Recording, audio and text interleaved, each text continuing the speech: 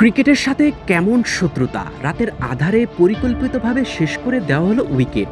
এজন্য উইকেট নষ্ট নয়, শত শত ক্রিকেটারের স্বপ্ন শেষ করা হলো। তামিম ইকবাল বিসিবির সভাপতি হয়ে আসার পর চারিদিকে যখন ক্রিকেটের জয়গান, তখন চাঁদপুরের ক্রিকেট যেন মুখ থুবড়ে পড়েছে।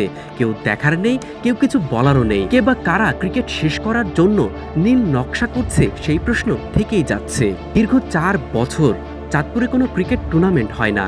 দীর্ঘদিনের এই টুর্নামেন্ট খরা কাটাতে চাঁদপুর কোয়াব নিজ অর্থায়নে জেলা স্টেডিয়ামের টুর্নামেন্ট আয়োজন করেছে। টুর্নামেন্টের জন্য Bangladesh cricket board BCB pitch cover wicket তৈরির মাটিও দিয়েছে। বিসিবির কাছ থেকে এমন সহযোগিতা পেয়ে তামিমের বোর্ডকে ধন্যবাদ জানায় চাঁদপুর কোয়াব। জেলা স্টেডিয়াম বরাদ্দ, ডিসির কাছ থেকে অনুমতি, মাঠ প্রস্তুতি সবই যখন শেষ, তখন রাতের আধারে উইকেট নষ্ট করা হয়েছে। আউটফিল্ডের কথা নাই বা বলি, এমন আউটফিল্ডে ক্রিকেট তো দূরের কথা, ফুটবলও এখন খেলা যাবে না। জেলা স্টেডিয়ামে ক্রিকেট টুর্নামেন্ট উপলক্ষে বহিরাগত প্রবেশ নিষেধ ছিল। ফুটবল অনুশীলনও বন্ধ রাখা হয়। তারপরেও এমন ঘটনা কিভাবে ঘটল, তার কোনো ব্যাখ্যা নেই টুর্নামেন্ট আয়োজকদের কাছে। তবে কাজটি যে পরিকল্পিত সেটা বলাই যায়। মেজবা মিলন, ডেইলি ক্রিকেট।